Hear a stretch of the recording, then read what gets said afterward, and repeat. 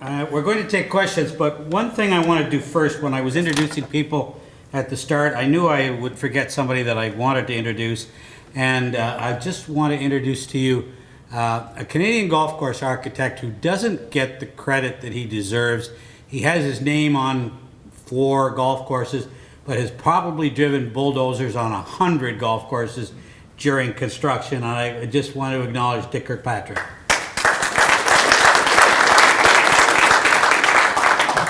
So if we're going to take questions, when you put your hand up and are acknowledged, please make your question fairly loud so that the camera at the back can pick it up, and who you're directing it to, and we'll hand the microphone. You have, okay, that's fine. If you want to take it around. Oh, we have the first question right here. And who is the question directed to? To Robert Thompson. What would you say are some of the unique characteristics of a Stanley Thompson course that would stand out? Yeah. Oh, this isn't working, so I'll just talk. I think when I looked at it, the routing is sort of inherent in everything, right? His best routings are very elegant, use the land beautifully, like a Capilano where you have 350 feet of elevation in it and it's still walkable, like a Highlands Links where he weaves in, you come from the ocean, you go to the mountains, you come back. I even think of it like a Kawartha as being really clever in that it kind of just sort of slowly evolves and it ramps up and it uses some sort of dramatic uphill and down. So routing is clearly one of the keys. I wrote a lot about the routing in Menaki. It's not that it's not a decent routing, it's fairly rudimentary, and I'd also argue that because of the confined acreage he had, he wasn't really allowed to do what you might have been able to do if you'd given him 80 acres, for example. I think the bunkering is what we've come to know Thompson for, and there's an evolution in the bunkering, right? As I think I pointed out, you start with what were fairly, if you see early Thompson golf courses, the photos are kind of underwhelming. They're not the kind of spectacular bunkers we got. That probably comes with artistry, with experience, with budgets. But by the time you get to Banff, he's doing dramatic, all the capes and all the stuff we see. And then you see that whole run of things through the Highlands where he's doing dragons with fireballs, and it's really elaborate. So I certainly think that. I think the greens are key, but they're really difficult. And I'm not fully, especially in the case of Menaki, even qualified to say what's original there and what's not. It's impossible really to say, because if you didn't go back and talk to all the superintendents who've been there, who knows who had a problem with the green and they blew it up, in 1945. And in fact, that's been a problem even with places like St. George's, where we know that greens were rebuilt soon after. So the question with that is, you go to a place like Graham's and you know that there's 17 there that are original, and you see how genius they are and how well they play and how fun they play even when they're not that fast. Because if you go to Highlands, I think all of us would agree on this. If you go to Highlands and you played it at 12, you and I would still be there next week, and soon after, you'd never get off the golf course. But to play them at 8 or 9, pushing it at 10, it's there's the artistry and the understanding of how he intended to play those holes is really fascinating. So I think the greens are key. But I think I think you put all those things together.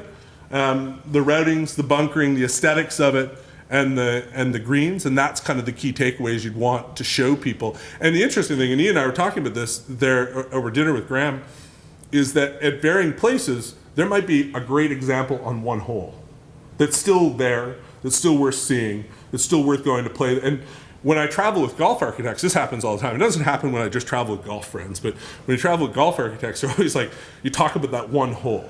That hole on that golf course was worth making the trip to see just for that. Or maybe it can even be more subtle than that. It can be something nuanced in front of the green, or that bunker or that tee shot or that placement made it worth seeing that golf course for. And I think there's lots of examples if you get into singular stuff. Like, I love places that are kind of quirky and offbeat. I like Dundas Valley, and I like some offbeat Stanley Thompson golf courses. I wouldn't say in the entirety of it measures up to Banff or Jasper or Highlands or these places, but there are elements of it. That's great, and I think that's what you've also got to take away from it. Each club now probably has, hopefully, when you've got enough intact, you've got that one element that you really think about. I don't know if you guys have anything to add to that. Actually, you did fine. Okay. Well, the one thing I would add is that I think there's And I see this, I grew up in a Donald Ross course down in Windsor, Ontario, Essex, Golf and Country Club. And I think, just sort of elaborating on what Rob said, there's a bit of a misconception that a guy like Stanley Thompson took the same style and the same ideas to all of his projects. And I mean, I'm fascinated when I see those old Capilano pictures. We all think about Stanley Thompson bunkers being flash sand with big Bays and capes. yeah, capes and bays like St. George's. But then you look at those pictures of 18 green at Capilano, it looks like the National Golf Links of America. Grass down. And so one of the important things to look for and look at when you're thinking about his work is how he varied things site to site. Probably Bunker budget to style, budget, right? Yeah, but that's what's really cool about it. I think a big mistake that's been made in golf architecture in recent years when we see this restoration trend is that people go to take Donald Ross for example because it's easier. I mean you take Seminole and you take Oakland Hills and then you take something in Massachusetts, and you can't apply the same style and the same thought to each project on the grand scale. And Stanley Thompson worked the same way. I think like Ian has with Capilano, it's important to find the nuance and to see what was different at each golf course. Because that's really the only common characteristic among the best courses in the world, is that they're all different.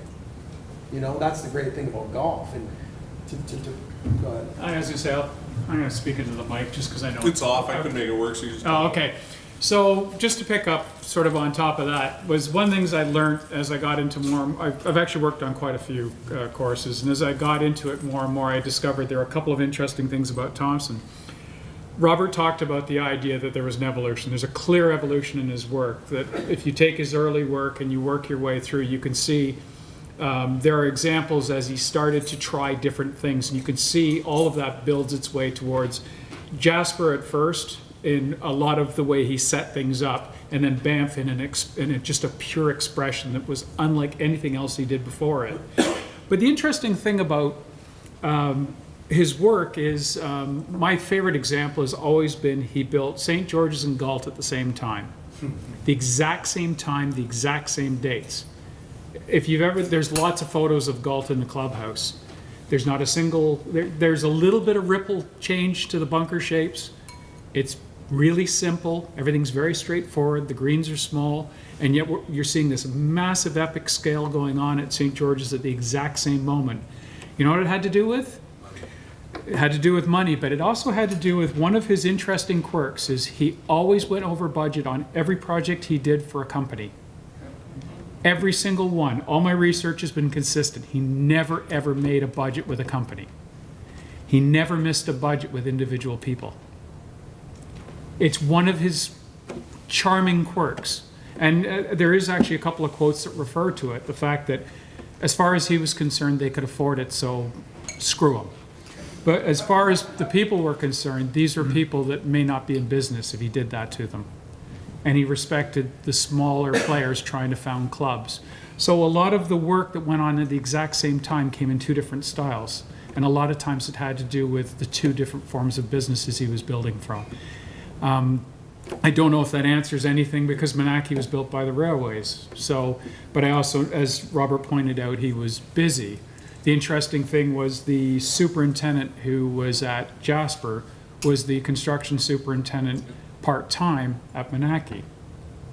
There's one of the fascinating parts is the cross connections of the key people. And that's one of my discoveries as I've been researching about the 5 commissions, is what was interesting is a lot of them have the same people involved. And this is why the G example is such a great one. He had no other project. Where were all his remaining great people? All on one site.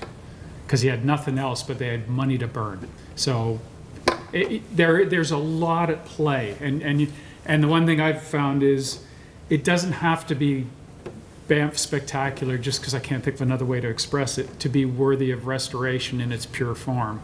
Some of the simple things, I really like some old photos of Burlington. They've chose to express themselves, but there was a purity in some of the original forms that were just very understated, that were actually pretty clever. And sometimes we underestimate understated as being less interesting where it's not. It's actually more architecturally honest. So it's not trying to overwhelm you. It's just, it's treating you dead honest with its form. And that's why sometimes things that are not overexpressed are actually more endearing. So Would you say that in some way, some clubs, in an effort to sort of celebrate Stanley Thompson, have actually done him a bit of a disservice? In that regard? I can tackle that because I'm a journalist. Your question is fearless. Yeah, your question would be would some clubs? So Ian and I have had this conversation. The notion of high Thompson, which would be that band, that period with the big flash bunkers. That's what we'd attribute to being Thompson. Yeah, I think there's clearly been clubs that have decided to go that route, even though that wasn't actually their heritage. And I'm not sure I can even blame them, because we know that Thompson went back and renovated some of his properties in that style too, right? So that's a tough one. But yeah, I think there's some that have ignored their heritage and said, I want flashed up bunkers because that's what we attribute to being the best of Thompson's work. And I think that there's some of that. It's some of that Manaki. It's low profile and kind of dull looking. And I think it was kind of in the original photos. Had he gone back and really done spectacular bunkering, so on, would I have a different perspective on it? Maybe, in some instances, maybe a few things. Still think the routing's got Bunkering is sort of the first thing, even to someone Yeah. who doesn't pay attention to architecture, bunkering jumps at you, right? Yeah. Like, it's like, ooh, that's a Stanley Thompson, whereas maybe There's a lot the of routing other was nuances. really great work in the greens, but those things aren't readily available to people as the bunkering. Yeah. So I understand why clubs do it, but it is kind of sad that maybe if that wasn't actually their heritage. Yeah. Yeah, it's a good point. If I can just add something, thinking about this, I wonder how many courses have changed, revised, revamped their first holes. How many Thompson courses? Because I was just running through my mind in a lot of the golf courses that I've played of his, and in his book, Golf Course Construction and Upkeep, just a small 30 or 40 page booklet, really. He does use the phrase that an architect should have, and this is his term, an eye to the beautiful. And if you think about his golf courses, the ones that I'm thinking about anyway, so many of them start with a downhill opening hole. If you think about Cut, right? Where you think about where I grew up, uplands, less of a downhill, but downhill. Thornhill is a good example. St. George's is another example. You could run right through his golf course and you would see so many. And I think that's because of that notion of an eye to the beautiful. Your eye goes a long way. It's also a little bit easier to hit an opening tee shot downhill, slightly downhill. I'm not talking about an elevation change, for example, of 11 at Glen Abbey, but I am talking about a gradual downhill hole that gives you that feeling of freedom, which was a theme that I think he wanted to express in golf courses. And I think where some clubs have changed or altered that theme or compromised it is when they've put in too many trees or allowed trees to grow in and not been painstaking about leaving that open space. And I think it all begins with that starting hole, which is on so many of his golf courses downhill. I'm sure there are some where there aren't, but all of the ones I just ran through in my mind have a downhill opening hole. That's a good thought. I love that. You're right. Go ahead. I was at Digby Klein's a number of years ago, which my understanding is, other than mowing the grass, has not been changed since he started, since it was built. It's had a bunker job done, and Graham Cook did a bunker job there. Yeah. Well, if I recall, there was one hole, about a 260-yard par 4 over a valley, and there was a bunker in front of the green. It was in the shape of a question mark. So I'm wondering, and has he put kind of hidden jokes in other courses? Do you want me to speak to that for a little bit? Okay, so How long do you want to stay? yeah, I actually could give an hour on this. So, for example, the 10th at Jasper is a sea-themed hole. There's the octopus. I'm trying to remember all the different. I think there's a crab. But if you actually look at it from overhead, the plan actually makes it a little clearer. He did all these different elaborate shapes, and there's a starfish. There's all sorts of things, and it's there. It's actually, if you can get, the funny part is it's not done in drone form, but if you get a drone, you'll actually start to see that.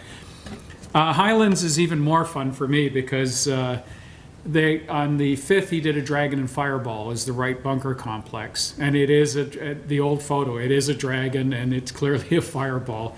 The 6th is Mucklemouth Meg. Well, the story of Mucklemouth Meg is a woman who could stick a jockey egg, which is a turkey's egg, in her mouth. The green is actually a perfect egg. So the green restored would be a perfect egg in shape. And if you look at the bunkering, it's actually a woman's face in profile. So the right-hand back bunkers is the hair.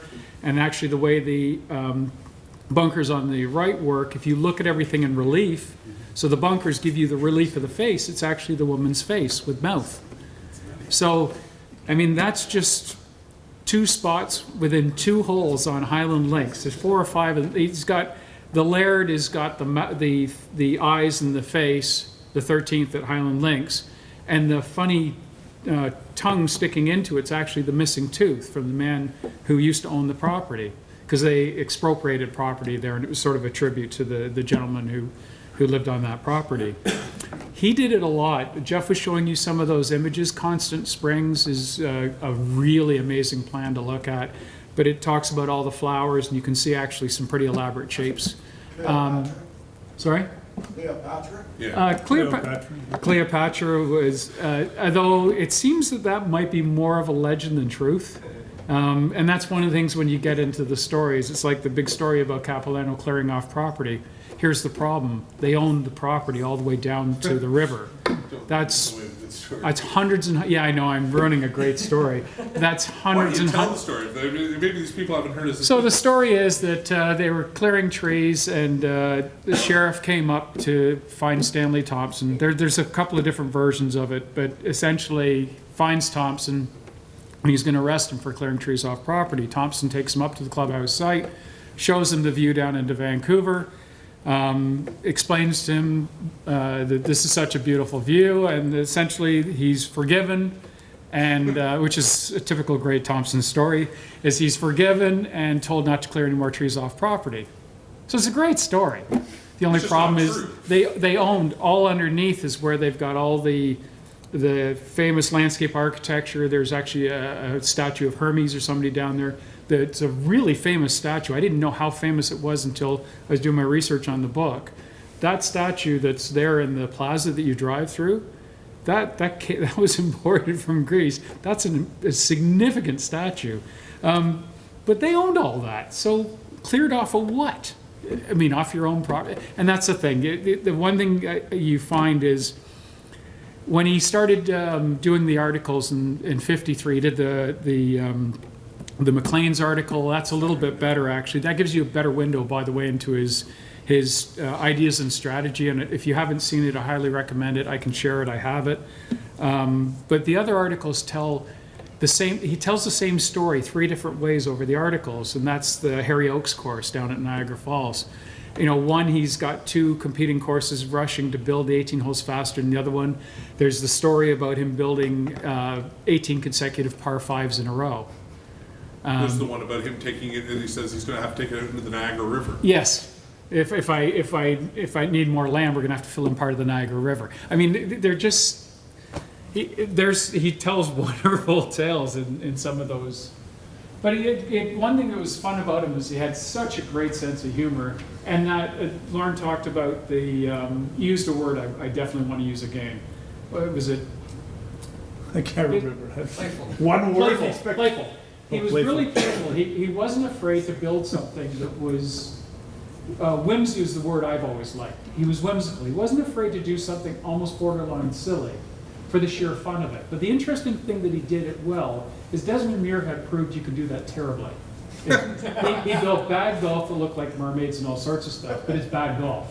What Thompson did was he had the things that are whimsical, when you're on the ground, it's hard to notice what they exactly are. But the other thing is it's always great golf. It always had the principles of great golf. So the whimsy becomes an element of fun, just like his playing fields are fun to play. It was all, he said he was designing for the dubs, not the crack. And that whole idea is that everything was about playability. The exception was St. George's, where he did set out to build a test. Do you have any other questions?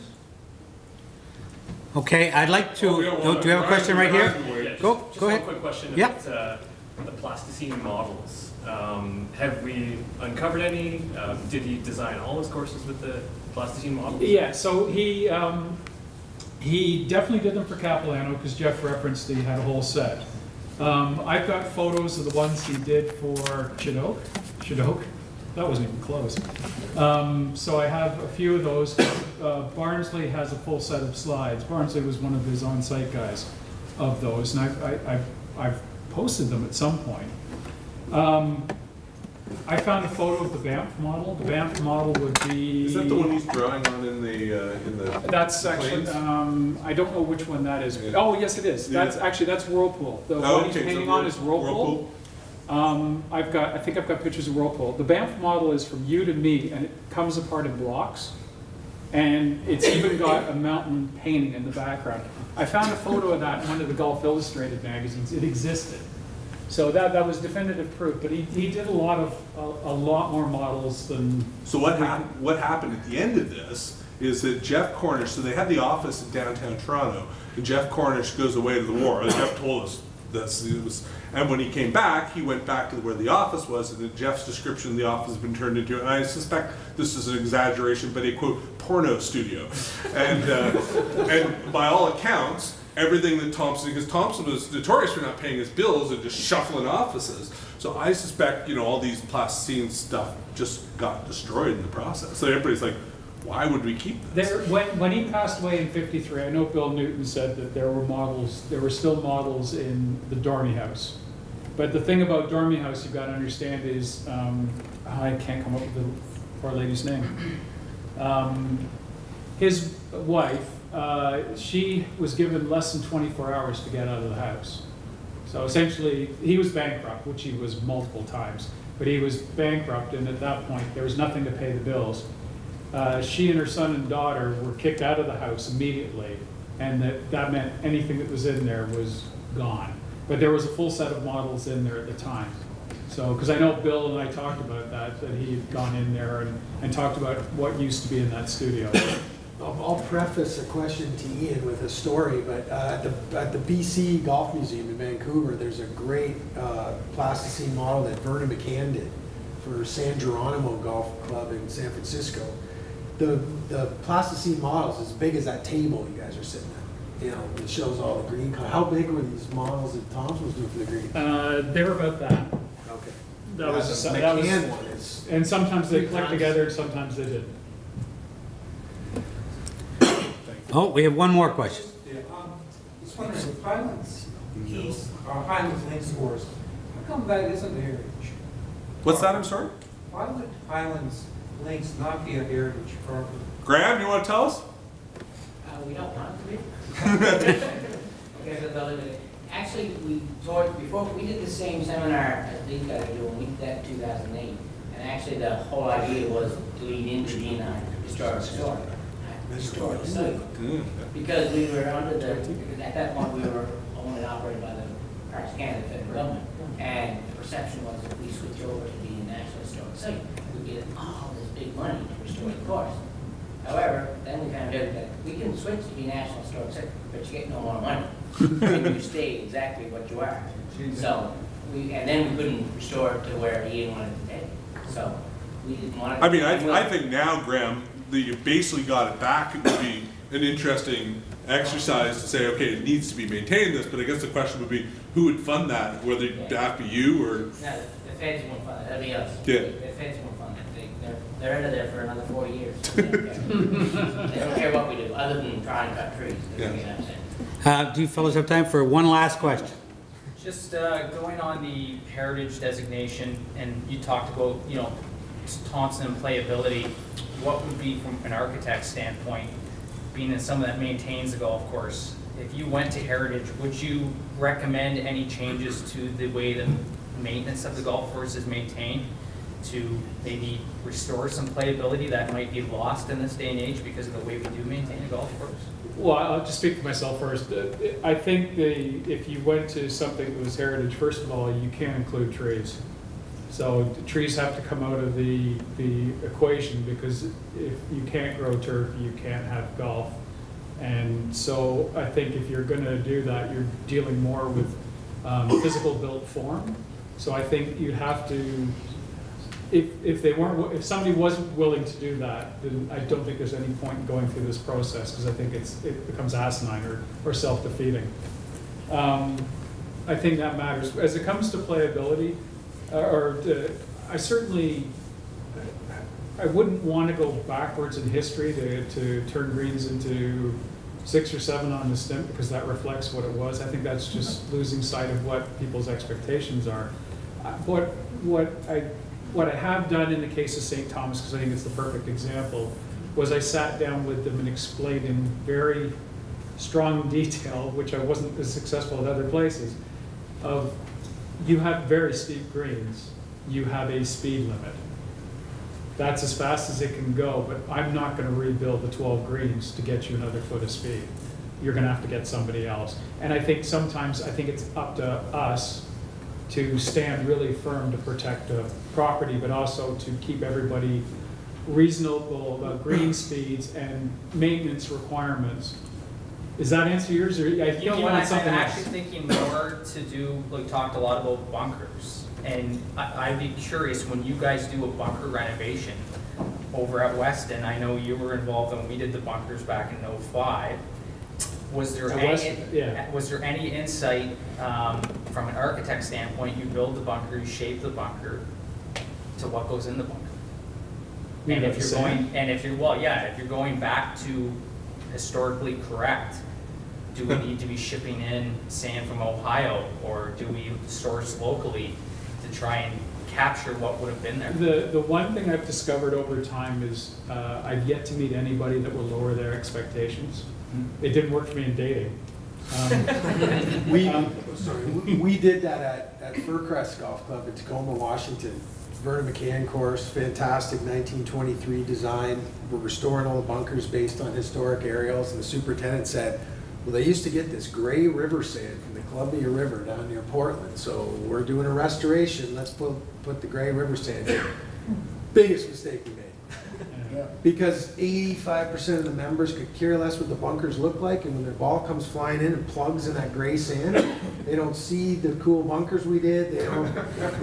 Yeah, so there's a fine line, like we're trying to, it's defeatist in a way, we're trying to restore, but we're being realistic in a contemporary But we have context, to, too. put it this way, we have the technology to detail everything differently, which goes all the way down to manufactured sand, which has sort of become the de facto standard now. Bunkers are short-lived unless you detail them heavily, unless you use modern sands, and the modern sands do not get swept down the faces like the rounded river sands do.